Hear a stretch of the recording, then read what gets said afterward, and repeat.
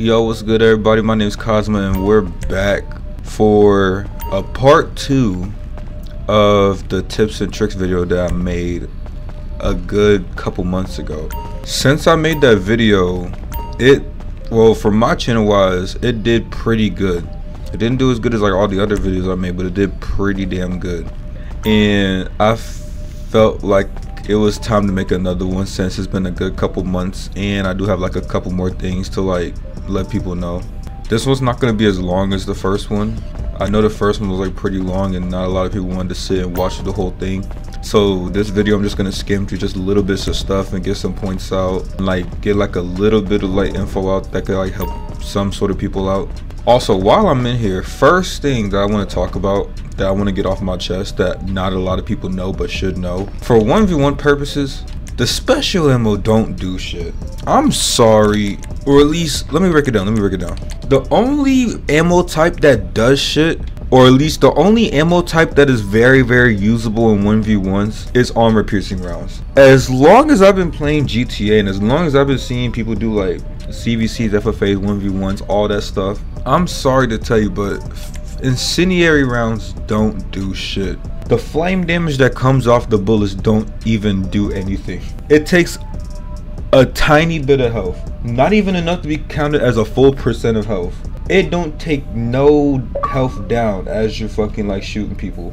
And the full metal jacket rounds, they don't do shit to anybody. All it does is let you shoot through stuff. That's all it does. It lets you shoot through bulletproof stuff. Just because it says you shoot through bulletproof stuff doesn't mean that counts for bulletproof helmets. That does not work against bulletproof helmets. If you want to shoot people, if you want to get quick headshots with niggas that have bulletproof helmets, use the armor piercings. It's the only viable weapon in choice, especially if you're close range. If you're, for example, MG range and you shoot somebody with flame rounds, that's the only time that flame rounds do shit. If you're mid range, that's the only time flame rounds do shit, and at that point they really don't even do shit at the time anyway. That's just something I had to get off my chest. Nigga, people that use flame rounds just confuse the fuck out of me.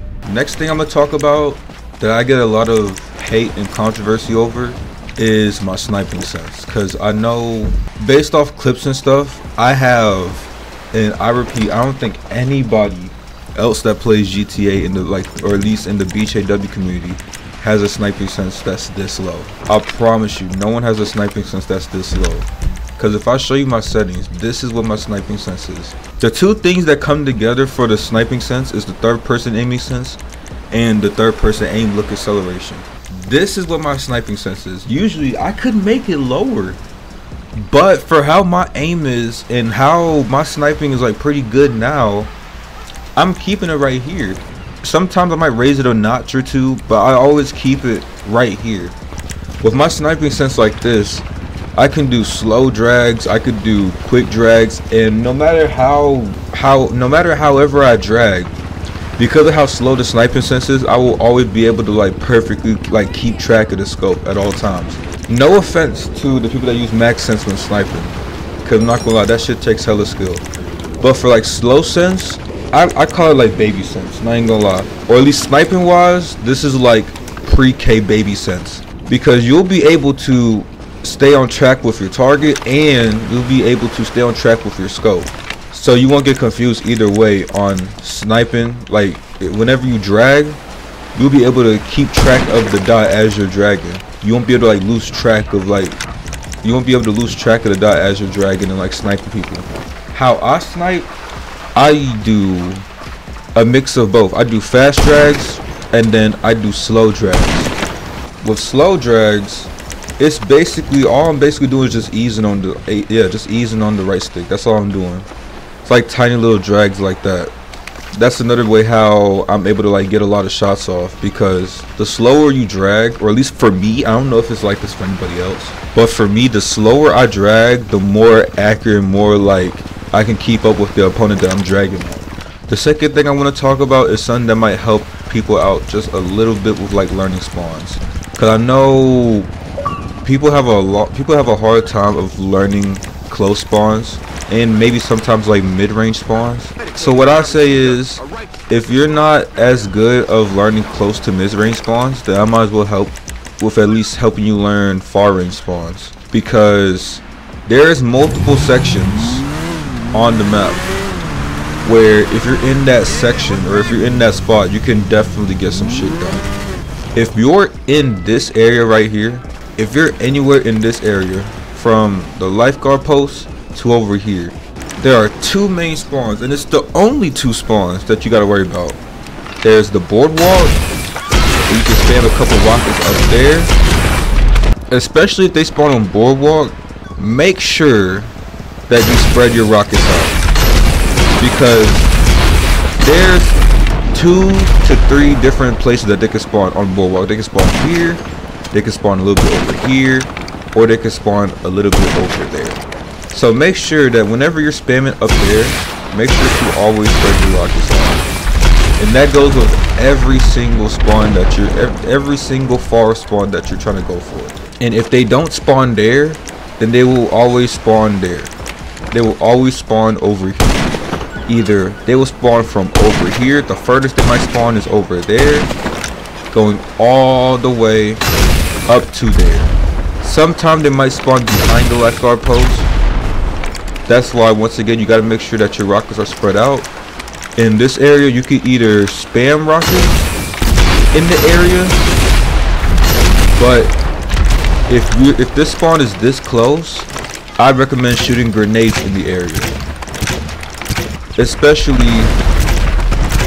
if you spread the grenades out, no matter where you shoot at, you'll always get a certain point of one of the spawns that's in the area. And the final part about this spot is, if they spawn up there and you get them off or kill them, they will either spawn far back like I showed you, or if you want to spawn them closer to you, you can shoot grenades a little bit in front of you to get a mid-range spawn, and you can make them be able to spawn right there in that area, either in that area, maybe a little bit closer. That's why whenever you go for mid-range spawns, don't just always shoot far. Yes, it will spawn them mid-range, but another thing that I've learned is that the closer you shoot your grenades, the closer they will spawn towards you. So if you shoot grenades that close, they will end up spawning that close to you right there. So keep that in mind. That's for everywhere. That's not just for this area. That's for everywhere on the beach. If you're in this area of the beach, which is halfway to main, halfway in between lifeguard and main, the same two rules apply. Only difference between here is that you now have an extra spawn point.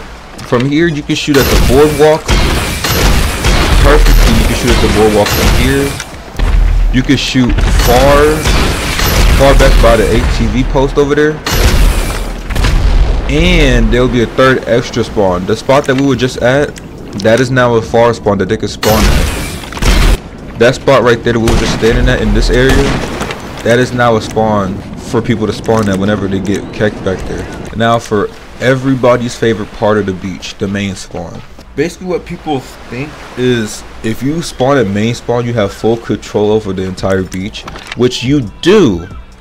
You can literally see everything on the beach. You can see every little crack, crevice. You can shoot at wherever. You're high up, especially if you run up here, you're high up, perfectly high up. But even though you can see everything and everywhere on both sides of the beach, you are also the most exposed on this part of the beach. No matter where they shoot a rocket, or no matter where they shoot a grenade, you will always have a 75% chance of dying to it, no matter what. So whenever you have this perfect power position right here, I know people are gonna hate me for this, but I don't give a fuck.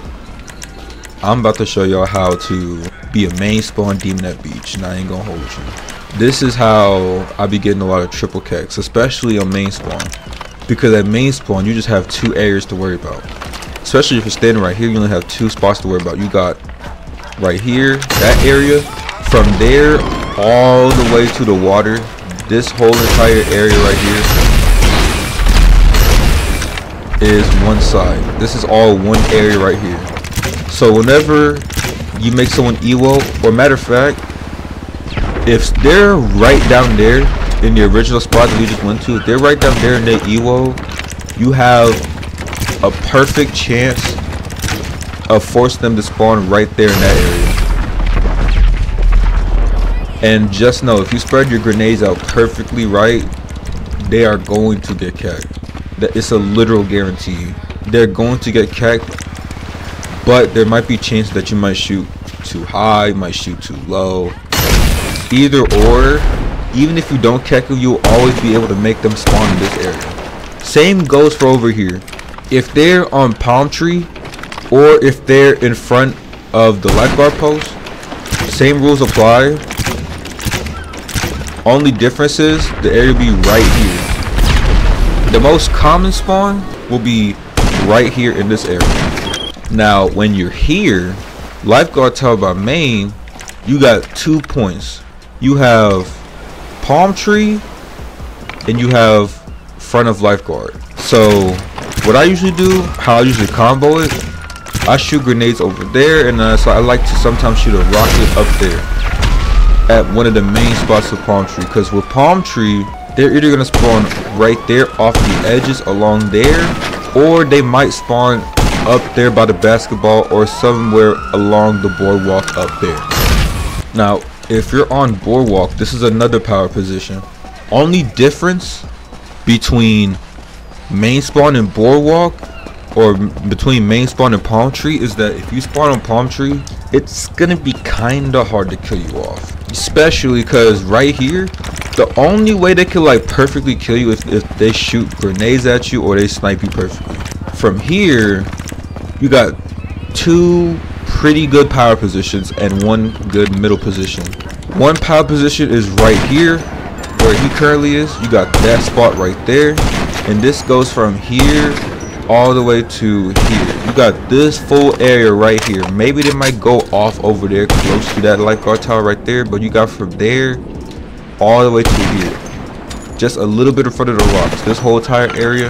And then you got this side going from here all the way expanding up to here. Same thing. And also whenever you hold this spot and you want to try and force both spawns, you don't have to like stand up here. You can stand up here, or you could be down here, and you can still be able to force both sides perfectly fine.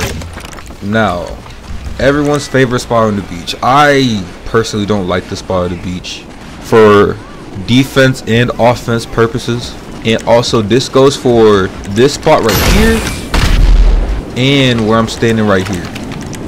You got 2 main points.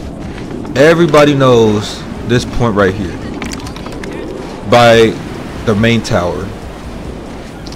If they EWO right there, or if they're in this area and they EWO, they will always spawn back here. This is the catch wall that they call it. This is the main catch wall right here. They will always spawn in that area. And if they don't spawn up there, they will either spawn far back there, or they will either spawn up in front of here. The secondary spawn is this area right here, which is actually kind of hard to hit an exact spot at, but they will always spawn in that area right there. So once again, in this spot, I like to shoot grenades in this spot, because you'll be able to check more instead of just shooting rockets in this spot right there. Same goes with this one right here, because this where I'm standing at right now is the main spot you got to be standing at in order to control both spawns. And no matter if they spawn back there or right there, if you make them EWO after a good couple spawn or 2, they will always spawn on you. And when they spawn on you, depending on where you are, if you're standing up here, they will either spawn right here, right behind you. Maybe they might spawn in front of you right here. If both of these spawns fail, they'll spawn in front of you. There's chances that they might spawn behind the lifeguard post. There's a chance they might spawn right here. It depends on where they EWO at and the spot that you're trying to force. Now from my point of view, there's not a lot of stuff I could discuss besides all of that, but I just do hope that the points that I showed really help out a couple people later on in the future, because I know GTA is dying. I know. Why am I still playing this game? I don't know. I promise you, I don't know. I'm gonna say it one more time, I don't know. But 1v1ing in this game is just, it keeps me busy. It's amusing to me. I just love the competitive scene. I love the comp scene. Playing against like multiple people, the good, the bad, the shit. It just keeps me alive, you know. And this is just some hot takes that I gotta like get out. So for example, first off, for people that use the Mark II sniper and you put a suppressor on it, the suppressor doesn't lower the damage. It lowers the range. I just want to point that out. To everybody that uses Mark II snipers and you put a suppressor on it, the suppressor doesn't lower the damage. Just because it says it lowers it doesn't lower the damage. It lowers the damage range. That's what it does. Just like in COD, if you put a suppressor on your gun, you're not going to be able to shoot as far. That's what it does. The damage stays the same. It just lowers the range. That's all it does. Also, another thing, all of the muzzles do the same thing. Like, I don't know who came up with that topic that putting a different muzzle on your gun will make it work differently. You see how I'm scrolling through all the muzzles? You see how I'm scrolling through all the muzzles and the accuracy bars are changing? That's because they all do the same thing. It's for looks. The muzzle don't do, the muzzle helps out with a little bit of recoil and shape and all that, but not all of the muzzles do different shit. All of the muzzles do the same shit. So for example, when I hear niggas talk about, oh, for the MG use the fat end muzzle, that shit don't do shit. It doesn't make a difference. It just makes the MG look more beefy. It doesn't do anything. If you put any muzzle on, look, if you put any muzzle on, it does the same shit. It all does the same shit. The barrel, all the barrel does is increases range. That is important. That makes it to where you can lock on a little bit farther. That is important. And that's with every single weapon. Now besides all that, I think I went through a good amount of stuff this video. I ain't gonna lie. Now I might not make a part 3. I'm already gonna let you know that right now. I'm not gonna make a part 3. I went through a decent amount of stuff in part 1. Went through a decent amount of stuff to follow up part 1 and part 2. I'm not making a part 3. And if this video did help you out, let me know in the comment section. Like, subscribe, do whatever you want to the subscribe button. I don't give two shits. Just let me know in the comments if this video helped you out just a little bit, because I know the first video helped a lot of people out. But if this will help you out as well, let me know in the comments. Like, subscribe, do whatever you want. But I'm gonna catch you up later on, and I hope you have a good evening.